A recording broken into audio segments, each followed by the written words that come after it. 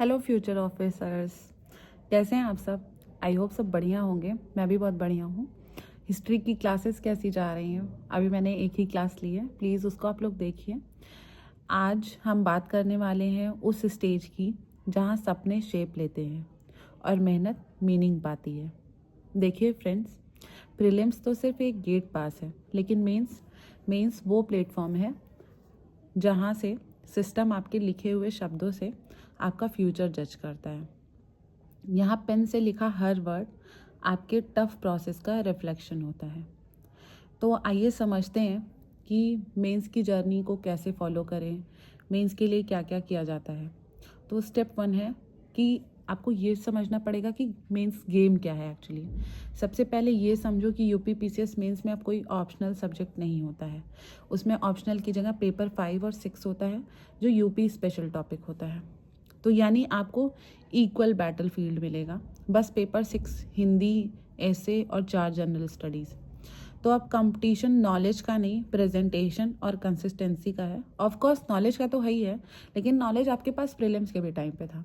लेकिन अब आपका प्रेजेंटेशन कितना अच्छा है, आप कितना अच्छा कर पा रहे हो, आप कितना अच्छा लिख पा रहे हो, अपने आप को कितना अच्छे से रिप्रेजेंट कर पा रहे हो कॉपी में, बात यहाँ पे आके रुक जाती है।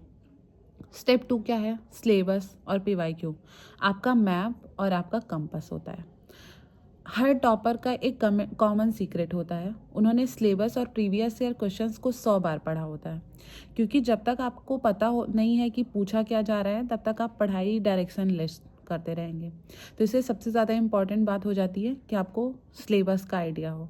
तो सबसे पहला काम तो आप ये करेंगे कि आप किसी भी बड़ी वेबसाइट पे जाके आप सिलेबस का प्रिंट आउट निकालिए, अपने टेबल पे रखिए।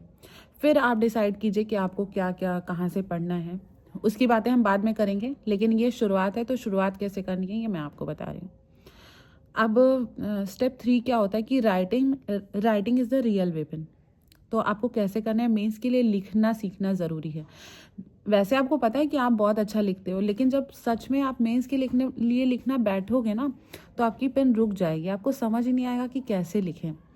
तो आपको जितना लिखना है उतना पॉलिश होगा आपका थिंकिंग प्रोसेस, ब्रेनस्टॉर्मिंग।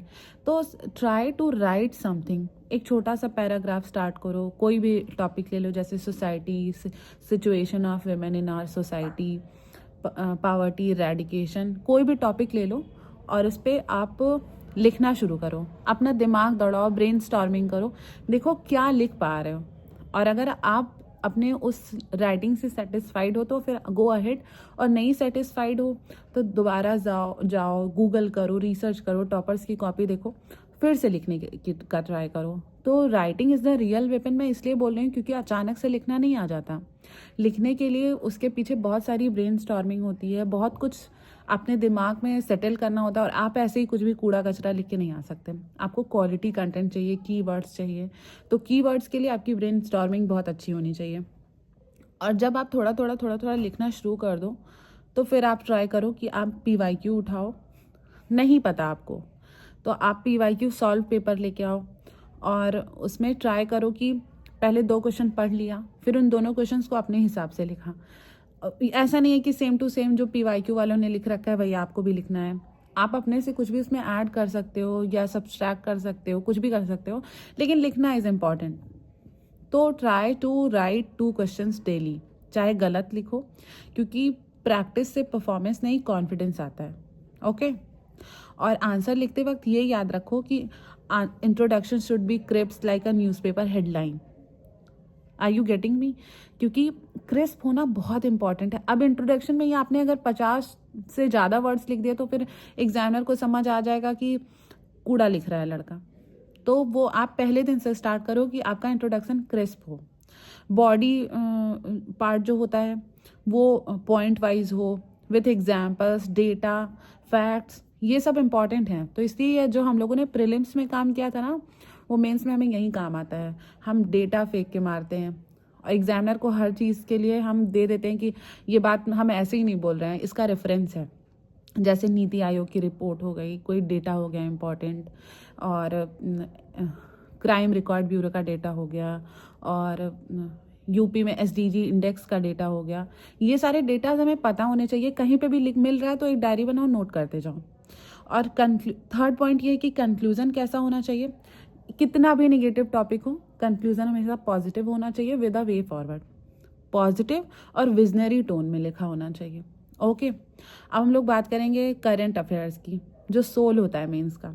वैसे हमें लगता है कि नहीं नहीं, हमें तो बस पीटी पास करने के लिए करंट पढ़ना पड़ता है। नहीं, it's wrong, it's totally wrong.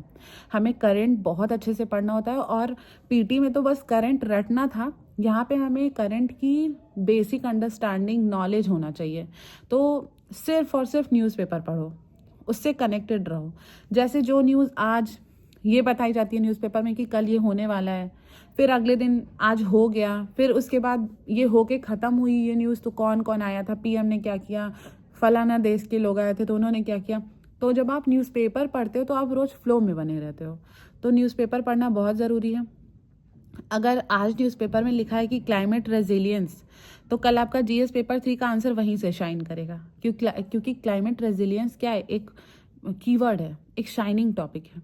ठीक है, और अगर आपको न्यूज़पेपर में कहीं पे भी इन्वायरमेंट या कुछ ऐसा कुछ शाइनिंग या कीवर्ड दिख गया, फटाफट उसके नोट्स बना लो, शॉर्ट क्रिस्प और स्टेट बेस्ड एग्जाम्पल के साथ लिखो। जैसे इस स्टेट में ये हो रहा है, उस स्टेट में ये हो रहा है।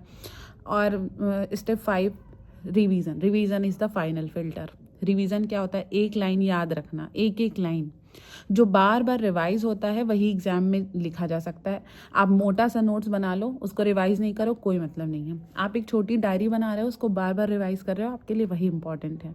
ठीक है, तो 50 सोर्सेज नहीं चाहिए, बस 5 सोर्सेज चाहिए, but we have to revise them repeatedly more than 5 times. और 1 मंथ बिफोर एग्जाम के लिखना और रिवाइज करना ही सबसे इफेक्टिव स्ट्रैटेजी है। कुछ नया ऐड नहीं करना है, कुछ नहीं करना है, बस नया नया पढ़ना नहीं है, बस जो पढ़ लिया है वही रिवाइज करना है। और सबसे बड़ी बात है, कीप योरसेल्फ मोटिवेटेड। कोई आपका मोरल डाउन ना करने पाए, कोई नहीं। इस दुनिया में कोई ऐसा काम नहीं है जो आप नहीं कर सकते हैं, इसलिए कीप योर सेल्फ मोटिवेटेड। हर दिन खुद को एनर्जेटिक रखो। कभी कभी दिन लगेगा कि अरे यार करने का मन नहीं कर रहा, मत करो, कोई मूवी देख लो, अपने आप को चिल कर लो, लेकिन जिस दिन एनर्जी लगे उस दिन वाला भी पूरा कर लो। मैं तो बस यही कहूँगी, मेरा यही फंडा है और शायद सही भी है। ठीक है, फिर अगर यूपी पीसीएस मेंस सिर्फ एग्ज़ाम नहीं है, एक जर्नी है, एक ट्रांसफॉर्मेशन है, तो आपको उस जर्नी के साथ, उस ट्रांसफॉर्मेशन के साथ आगे बढ़ना पड़ेगा। आपका रूटीन, आपकी डिसिप्लिन और आपके लिखे हुए वर्ड्स ही आपको ऑफिसर बनाते हैं। कभी कभी लगेगा सिलेबस ख़त्म नहीं हो रहा है, बट याद रखो मेंस उन्हीं का होता है जो रुकते नहीं हैं, लिखते रहते हैं। So pick up your pen, open your notebook और लिख दो अपनी कहानी। एक ऐसी कहानी जो ख़त्म नहीं होती रिजल्ट के साथ, बल्कि शुरू होती है ऑफिसर लिखे हुए नेम प्लेट के साथ। Okay, keep your self motivated. अगर मेरे से कोई गलती हुई हो तो प्लीज़ कमेंट सेक्शन में बताना, और अगर आपको मुझसे कोई सजेशन चाहिए हो तो भी बताना। कमेंट खुला हुआ है, भर भर के कमेंट करो। और हिस्ट्री की क्लासेस में आगे लूँगी, मैं मॉडर्न हिस्ट्री पढ़ा रही हूँ। अगर आपको स्पेक्ट्रम नहीं समझ में आती है तो मैं हिंदी में इजी लैंग्वेज में एक्सप्लेन करने का पूरा ट्राई कर रही हूँ। Please go and watch. Okay, bye, take care.